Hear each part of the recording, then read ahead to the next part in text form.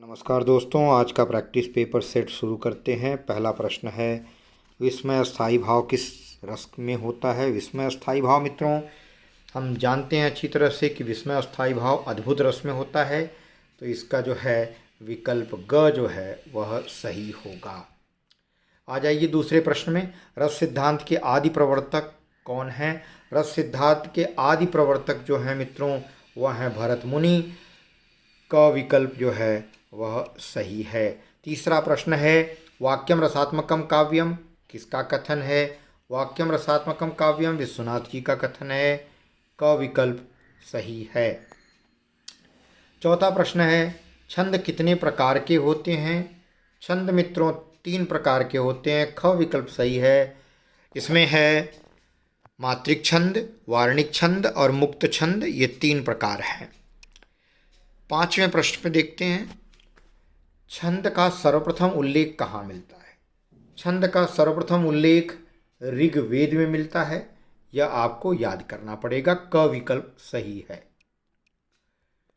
6वां प्रश्न है, अर्धसममात्रिक छंद कौन सा है इसमें से। रोला, दोहा, चौपाई, कुंडलिया।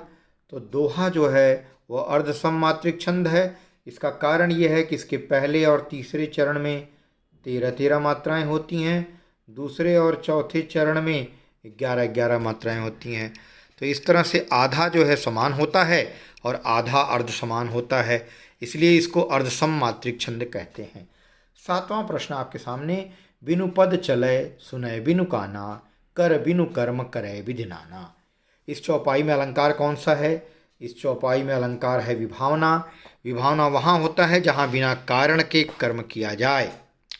8वां प्रश्न है, निर्गुण भक्ति काव्य का प्रमुख कवि कौन है। तो निर्गुण भक्ति काव्य का प्रमुख कवि हैं कबीरदास। ग विकल्प सही है। 9वां प्रश्न, तितली किसकी रचना है।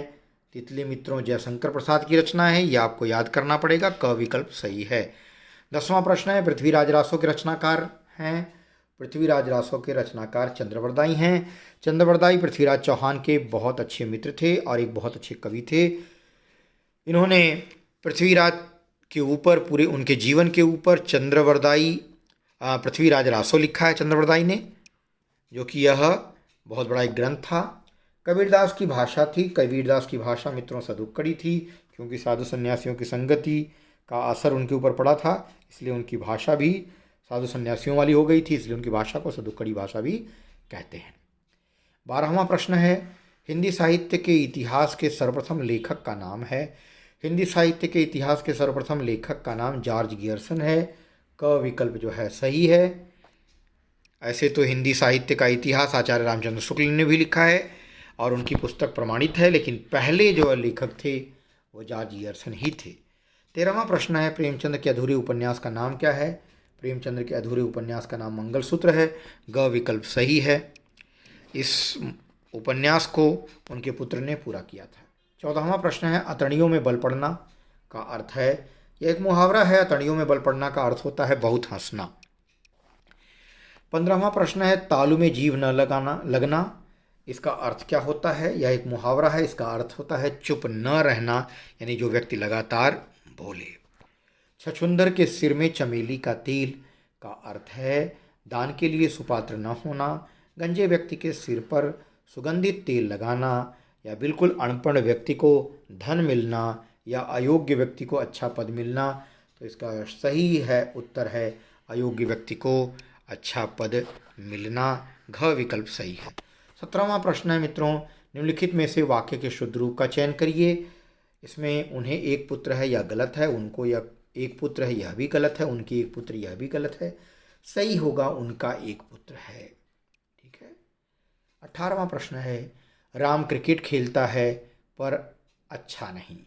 इसमें देखिए उपवाक्य 2 भाग में विभाजित है। राम क्रिकेट खेलता है और अच्छा नहीं, यह संयोजक अव्यय से मिलकर के बना है, इसलिए इसका ख विकल्प जो है वह सही होगा। यह एक संयुक्त वाक्य है। 19वां प्रश्न है, ज्यों ही मैंने दरवाज़ा खोला कि वह आ गया। यह मिश्र वाक्य का उदाहरण है मित्रों, क्योंकि इसमें कई उपवाक्य हैं और ये उपवाक्य अपना स्वतंत्र अर्थ नहीं रखते हैं। अंतिम प्रश्न है, महात्मा बुद्ध ने लोगों को अहिंसा का क्या दिया। उन्होंने अहिंसा का उपदेश दिया मित्रों, क्योंकि उन्होंने जो ज्ञान प्राप्त किया था उसको जब लोगों से बताए, लोगों को अच्छाई का पाठ पढ़ाया, तो उसको कहते हैं उपदेश देना। तो मित्रों, आज की वीडियो में बस इतना ही। अगले अभ्यास प्रश्न पत्र में एक नए प्रश्नों की श्रृंखला के साथ मैं आपके सामने उपस्थित होऊंगा। तब तक के लिए आप सभी का बहुत बहुत धन्यवाद।